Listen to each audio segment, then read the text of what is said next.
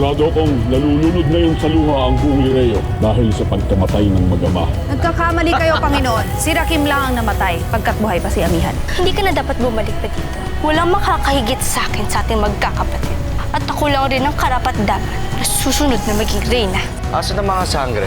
Ipinasyal sila ng punong dama sa tabing ilog. Sabihin mo kay Minea na kailangan ko ang mga brilyanteng hawak niya kapalit ng buhay at kalayaan ng kanyang mga anak. Magagawa mo bang saktan ang panganay na anak ni Reyna Minea? Bakit hindi mo ako binigyan ng pahintulot na saktan si Pirena? Sapagkat anak ko siya. Nasaksihan ninyo kung gaano kapanganib sa labas ng Lireo dahil sa mga hator. Simula rin bukas, natuturuan kayo ni Pinunong Akil kung paano humawak ng sandata at kung paano makipagdigma. Batid kong isa sa mga araw na ito, ako'y mamimili na nangahalili sa aking mga anak. At ang magiging tagapangalaga ng mga brilyanteng ito. Malalaman mo ang taktang sandaling yon pagkat darating ang mga sinyales.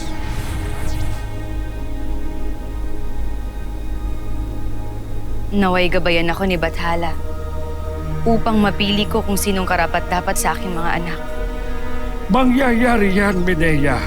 Huwag kang mag-alala. Batid kung sino man ang hahalili sa iyo, siya ay magiging isang mahusay ring reyna, kagaya niyo.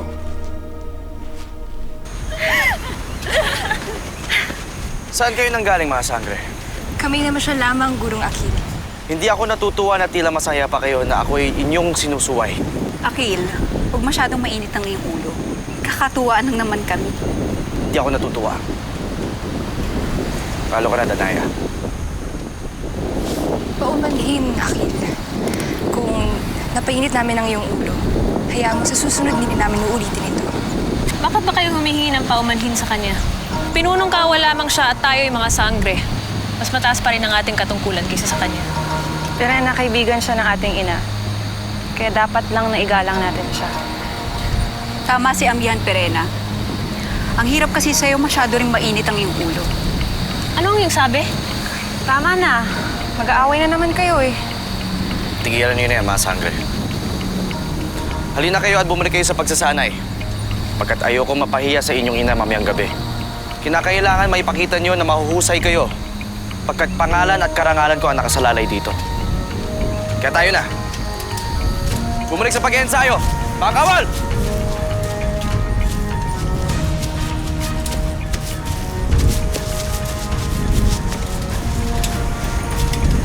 Simulan na natin! Ine! Due! Kaskil! Sire! Isa pa! Ine! Due! Kaskil!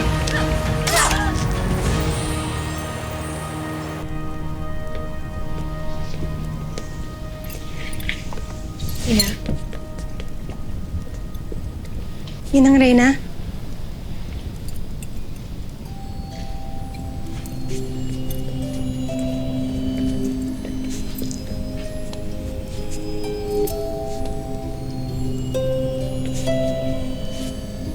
Binabati ko kayo. Sapagkat inulat sa akin ni Akil, mahusay na raw kayong humawak ng mga sandata. Abisala Eshmarna. Ngunit, minsan raw ay sakit kayo ng ulo sa kanya. Ganun pa man, ikinararangal ko kayong apat.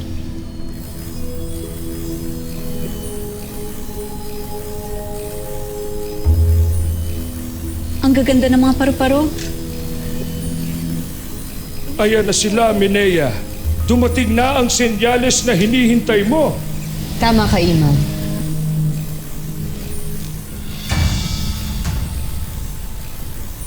Ito na ang tamang panahon para pumili ako ng hahalili sa akin bilang reyna ng mga diwata. Sino kaya sa inyong apat ang karapat-dapat?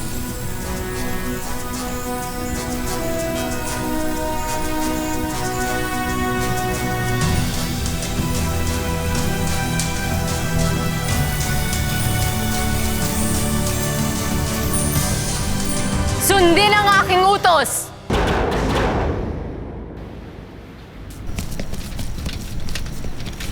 Alira Naswen.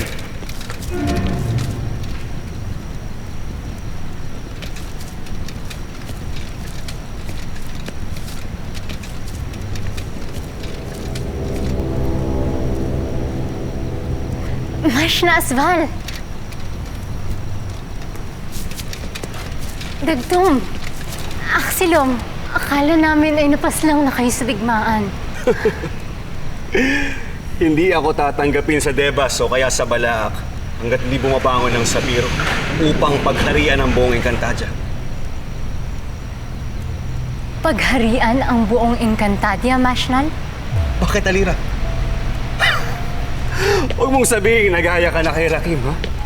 Napapayag kang masakop ng Lireo. Hawak nila ang mga brilyante. Sasakupin pa nila ang 3 lupain ng Encantadia. Papayag ka ba nun? Kung hindi, sige. Tawagin mo ang natitirang kawal ng Sabiro. Sumama kayo sa akin. Sige na, sundin mo ang utos ko. Paumanhin, Mashna. Ngunit nagbigay na ako ng aking sumpang katapatan sa Lireo. Isa kang traidor. Baka nakakalimutan mo na dugong sapiryan pa rin ang nananalaytay sa'yo. Hindi ko nalilimutan ang aking pagiging sapirian, Mashna. At yun din ang dahilan kung bakit hindi ko susundin ang nais mo. Ang layunin ng ating kaharian ay magligtas ng buhay at magpanatili ng kapayapaan. Hindi ang ibig mong kaguluhan. Traidor ka!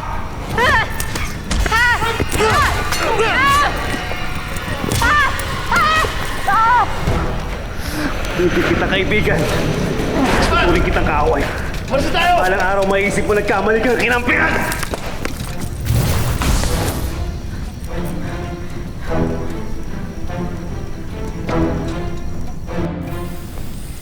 Bilang panganay, wala pong karapat-dapat na humilili sa inyo na kung hindi po ako.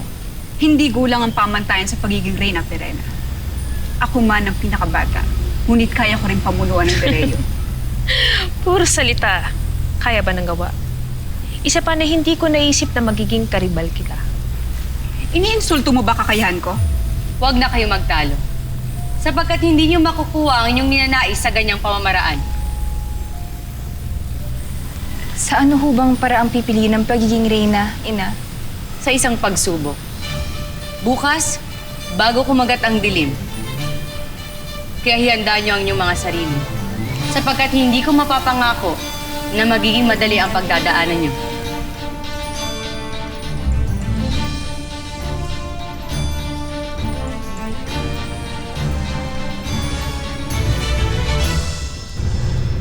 Kakayanin kaya ni Pirena ang pagsubok. Naniniwala ako sa kanyang kakayahan, Panginoon. Huwag mong maliitin ang inihula noon ni Cassiopeia. Maaaring mapagtagumpayan ni Amiha ng pagsubok. Kaya kailangan nating tulungan si Pirena upang manalo siya. Kailan mangyayari ang pagsubok na sinasabi mo, Gurna? Nang sa ganon ay mapaghandaan namin ang ating Panginoon ang kung ano mang gagawin namin upang tulungan si Pirena.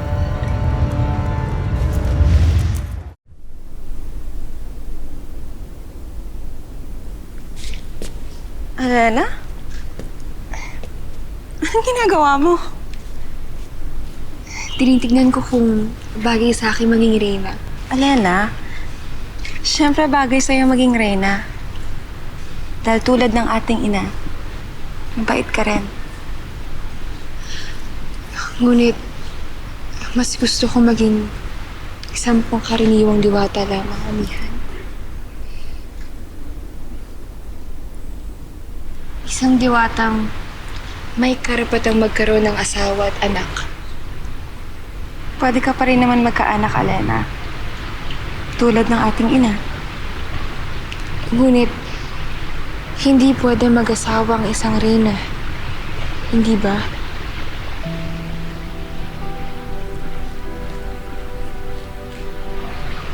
Ang gusto ko, malaya akong makakaibig sa isang engkantadong mamahalin din ako.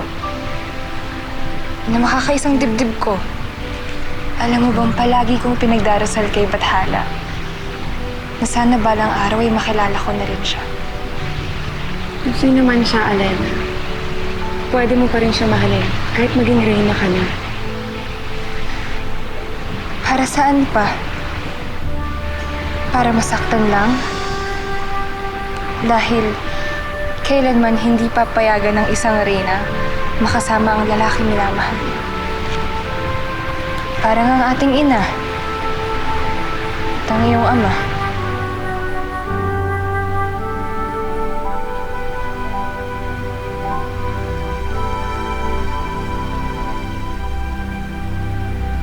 Huwag mo na ipaalala sa akin ang aking ama, Alena.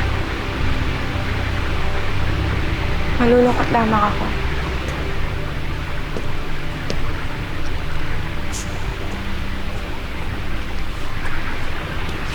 Huwag ka na malungkot, amihan. Alam kong ikaw ang mas magaling na reyna kaysa sa akin o sa ating mga kapatid. Kita mo? Napangiti kita. Pero amihan, totoo ang aking sinasabi. Ikaw ang karapat-dapat na maging reyna pagkat batid kong mga bata pa lamang tayo ay pinangarap mo na ito. Hindi natin masasabi kung ano ang nakatakda, Alena. Kung sino man ang mananalo sa atin. Ito ang tandaan mo. Kayong dalawa ni Danaya ang pinakaminamahal ko.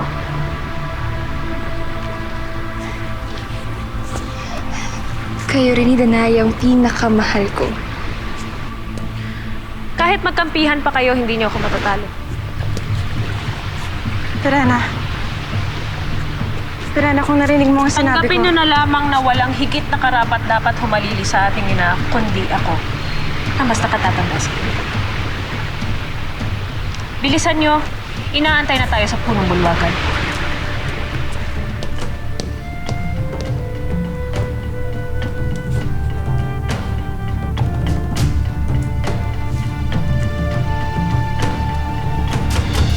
Kaunting sandali na lang. Isa sa ating mga sangre ang magmamana sa iyong korona at sa brilyante. Ang Lireo at ang buong Encantadia ang magiging tungkulin niya. Kaya nararapat na maging matalino ako sa pagpili. Mapagbiro si Danaya at mapusok, ngunit siya ay tapat. Si Elena naman ay may malambot na puso gaya mo. Si Amihan ay may tinatagong galing at lakas. At si Pirena, naniniwala ako noong pa na siya ay may matalas na kaisipan. Mas mapapadali sana sa akin kung ibibigay ko ang aking korona sa aking panganay na anak. Kay Pirena. Sapagkat siya ang una kong sinilang. Siya ang una kong minahal.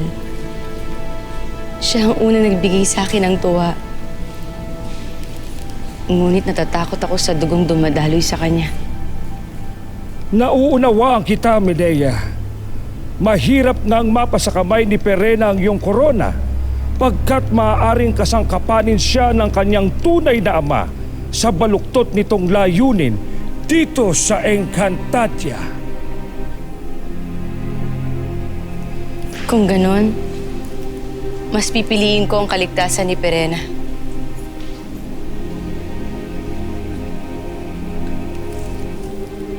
Masakit at mahirap na sa akin ang gagaling ito, ngunit isa sana kila Amihan, Alena at Danaya ang manalo sa aking pagsubok. Sapagkat isa sa kanilang tatlo ang karapat-dapat. Nabigyan ko ang aking korona at alagaan ng mga brilyante. Nawa ay magkabisa nga ang mga tinuran mong salita, mahal na Reyna.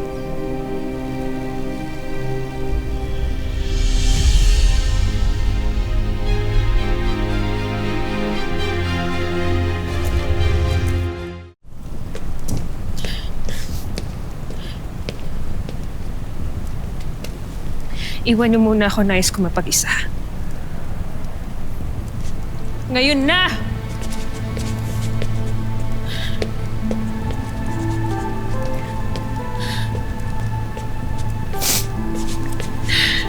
Pirena, ano nangyayari? Bakit ka tumatangis?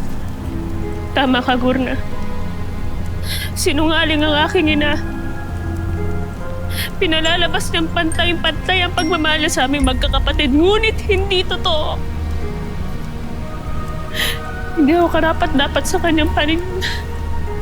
Saan mo naman nalaman ito? Narinig ko siya, Gurna.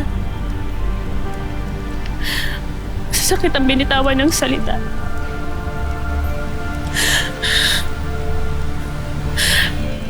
Nais niyang isa lang kila Amihan, Alena, Danaya ang maging reyna.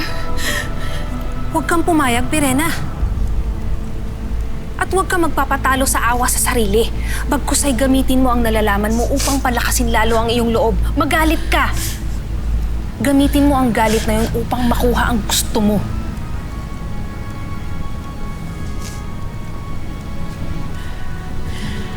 Tama ka, Gurna.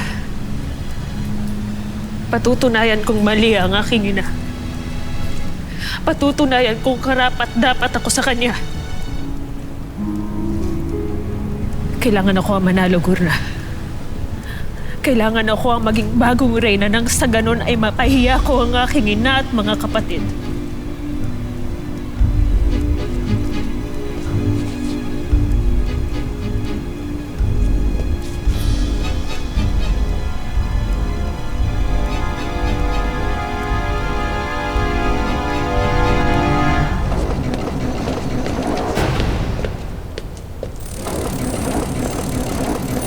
Sangre Elena, saan ka patutungo?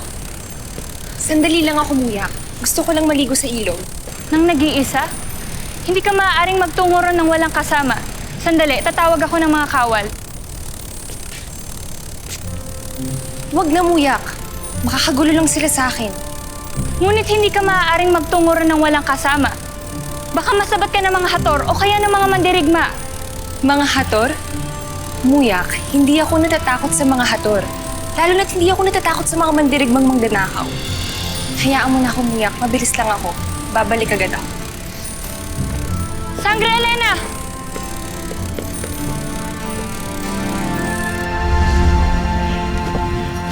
Abisala, mga mababahong hator! Oh, hindi ako lalaban sa inyo. Siya ang lalaban sa inyo.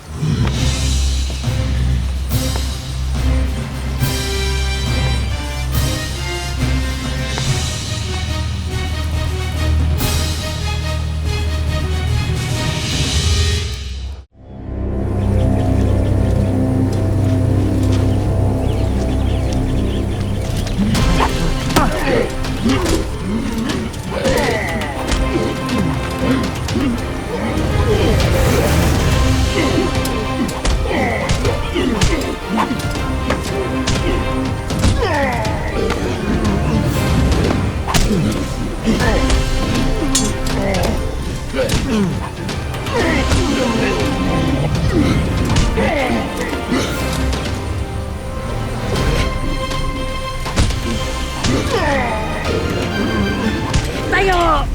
Tayo! Tayo! Watok, watok. Tapos na. Mga mandirigma!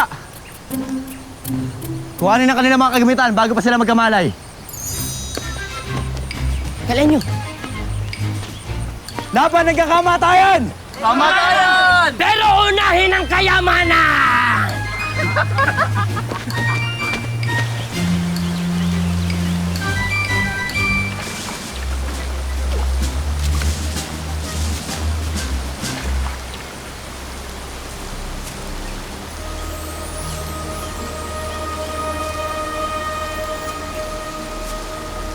Ano yung iba, no?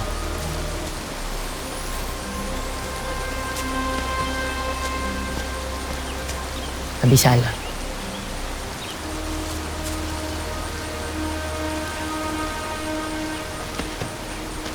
Wala naman palang inubro itong mga hator na ito eh. Akala mo naman nakipaglaba ka sa mga hator na to?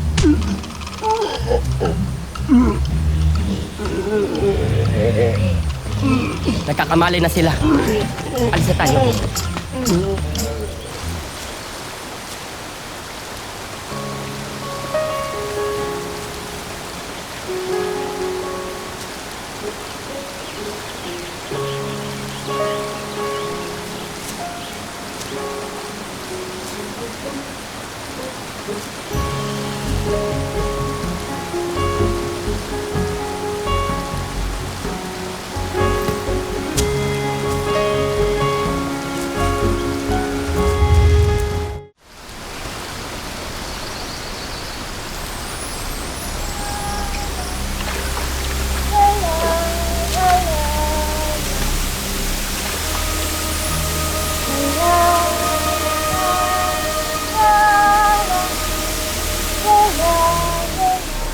Napakaganda ng iyong boses, Diwata.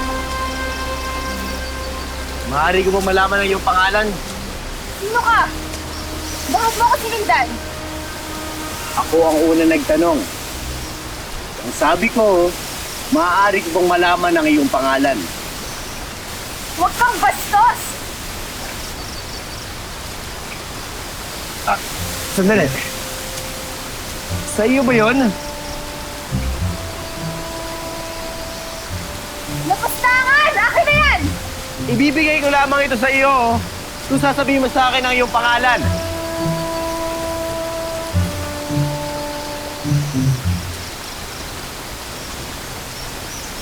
Diwata! Diwata!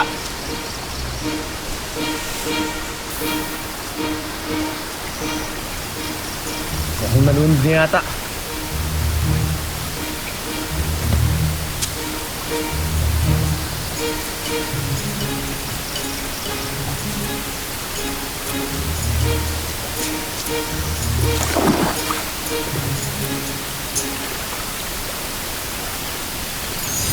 Diwata! Diwata!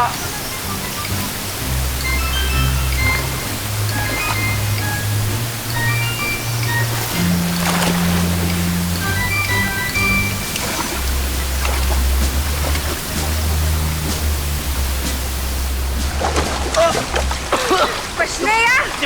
Diwata! Sandali! Diwata! Diwata!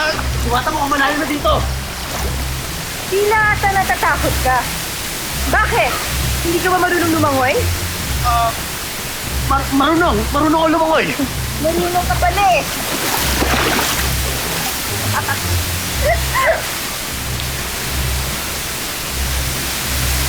Sandali. Tila ata hindi talaga siya marunong lumangoy.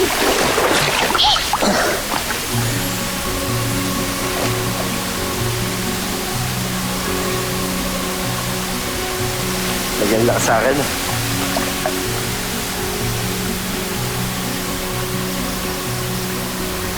Sneya!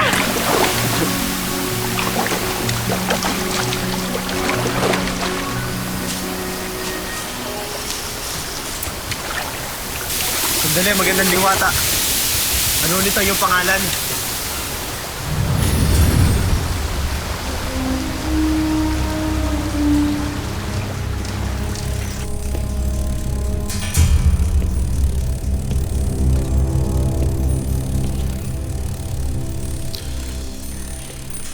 Ayun siya, Hitano. Sangre Elena, bakit ka nagtungo sa ilog na mag-isa? Hindi ka man lang nagpasama sa akin o kahit sa kaninong kawal. Bakit, Hitano? Tingin mo ba ay hindi ko kayang pangalagaan ang aking sarili? Pinapangalagaan lang kita, mahal na Sangre. Salamat, Hitano. Ngunit kaya kong ipagtanggol ang aking sarili. Muyak, tayo na at maghahanda pa ako. Oo nga. At nalalapit na ang inyong pagsubok, kaya tayo na. Bakit mo naman ako sinumbong kay Hitano, Muyak?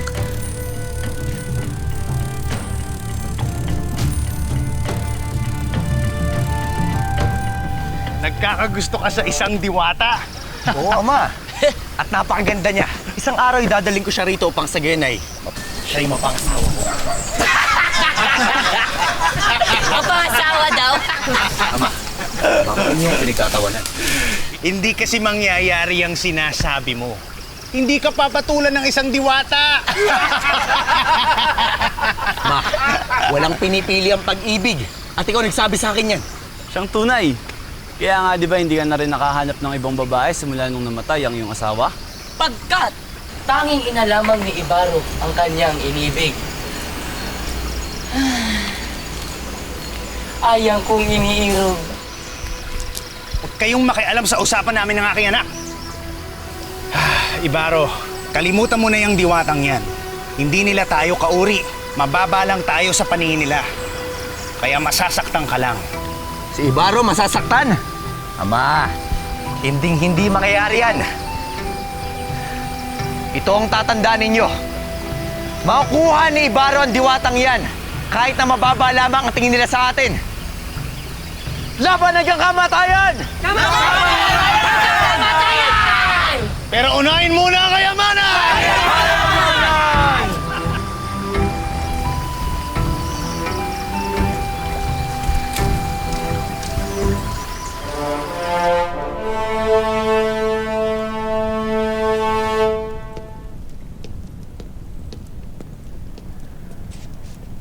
Sila ang aking mga anak.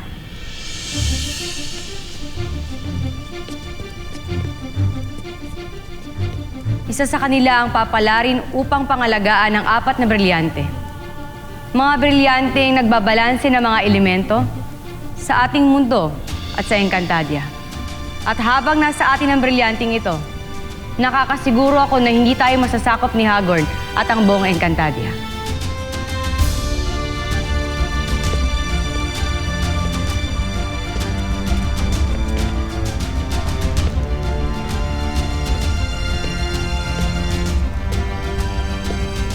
At isa sa kanila ang papalarin upang mamuno ng mga diwata.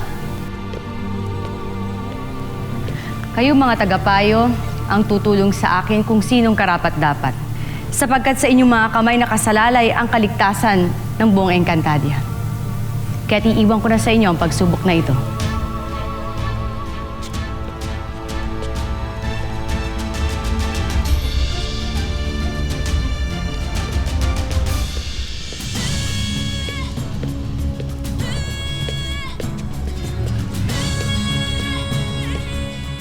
Ang unang lalaban.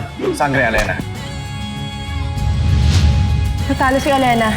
Bakit sa lahat ng natalo ikaw pa ang natutuwa? Dahil hindi ako magiging reyna. Napakasarap sa pakiramdam na malaya akong magmahal, magkaroon ng asawa, magkaroon ng sariling pamilya. Ang diwatang yan, si Alena. Alena pala ang ngalan niya. Ako na ang susunod na lalaban sa kanya. Nakatitiyak akong sandali lamang ang laban na ito. Pagkat natatalo ka kagad. Malakas siya. Sumusuko ka na? Nagtataka lang ako. Kung talagang malakas siya, ba't di niya tayo sinusugatan?